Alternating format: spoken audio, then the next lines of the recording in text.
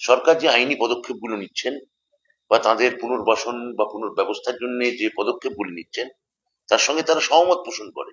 আমি এই চিঠিটি আপনাদের হাতে একটা কপি তুলে দিতে চাই, আপনারা যদি আমাকে ফটোকপি করে দিয়ে দেন এটা ভালো হয়।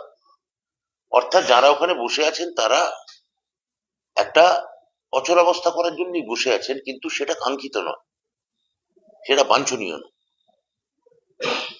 যে সরকার, এটা হচ্ছে প্রথম পার্ট, পরীক্ষা দেব না। আর দ্বিতীয় পার্ট হচ্ছে যে পরীক্ষা দেব না, এবং দ্বিতীয় অংশ হচ্ছে সসম্মানে ফেরানো।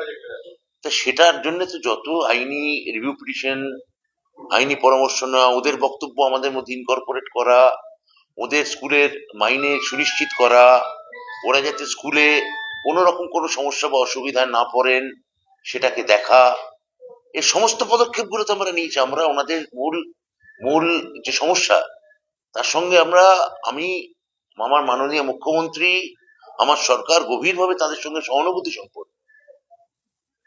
তাহলে এই সময় যে ওরা যেটা করছেন, ওরা কি উদ্দেশ্যে করছেন, কেন করছেন, এবং একটা অংশই করছেন এটা, আমি কত হবে 2000 2500, এখানে আমি আরো আড়াই হাজার 2000 থেকে 2500-এর স্বাক্ষরিত চিঠি আমি দিচ্ছি যারা সরকারের সঙ্গে সহযোগিতা করে চলতে চান এবং যারা ওই ধর্নায় বসতে চান না।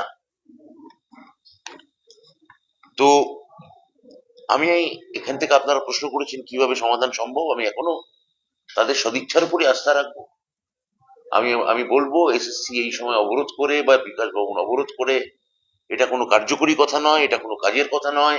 সরকারি যারা আধিকারিক, সরকারি এসএসসি যারা আধিকারিক, বোর্ডের যারা আধিকারিক, তাদের কাজ করতে দেয়া হোক। তারা কাজ না করলে আখেরে কন্টেম্প্ট অফ কোর্ট যদি হতে হয়, মাথায় রাখতে হবে সেটাকে উন্নত সরকার হবে না, তারাও হবেন।